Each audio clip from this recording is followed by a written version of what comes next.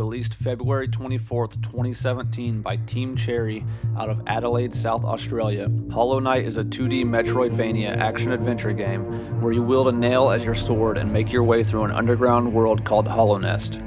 Hollow Nest reminds me of an ant farm, except you're navigating it as a knight and it's full of different types of insects, loot, and ancient mysteries. I do not know a ton about the story, as it was tough for me to fully understand. I typically get too focused on what's coming next rather than trying to absorb some pretty confusing lore. I believe there are several different endings to the game, which is really awesome, especially with the price point, as most $60 titles are very plain and linear, and people buy those all the time. Hollow Knight is not $60, by the way. To me, replayability is pretty low for Hollow Knight. It would be a little easier each time, but this is a one and done type game for me. I have 64 hours on record, was able to see the credits roll, and only have 23 out of 63 achievements. There are items I still need to find, and bosses I need to go back and beat, but part of me doesn't want to deal with the frustration. I give major kudos to people that can 100% or speedrun this game.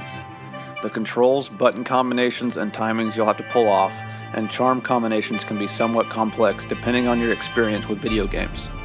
Your jump depends on how long you press a jump button, which is fantastic, but could be very difficult for a noob to comprehend. Your progression relies pretty heavily on being able to navigate a map or remembering how to get places. There were boss fights that took me 50 plus attempts to beat. I know that sounds like a lot, but there are some very difficult bosses in this game. I've referred to Hollow Knight as the cartoon version of Dark Souls. If you do not play video games often, Hollow Knight will probably be too difficult, and I'd recommend saving your money for something easier. I believe it is usually $15 US, and you can find it on sale for under $10 pretty often. For availability, you can find it on Windows, Mac OS, Linux, Nintendo Switch, PlayStation 4, and Xbox One.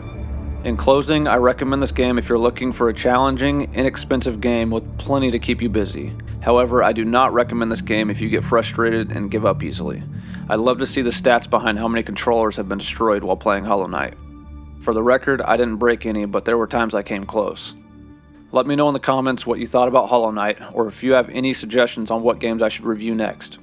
Please don't forget to like or dislike the video, and subscribe to the channel if you want to see more of my content. Deuces.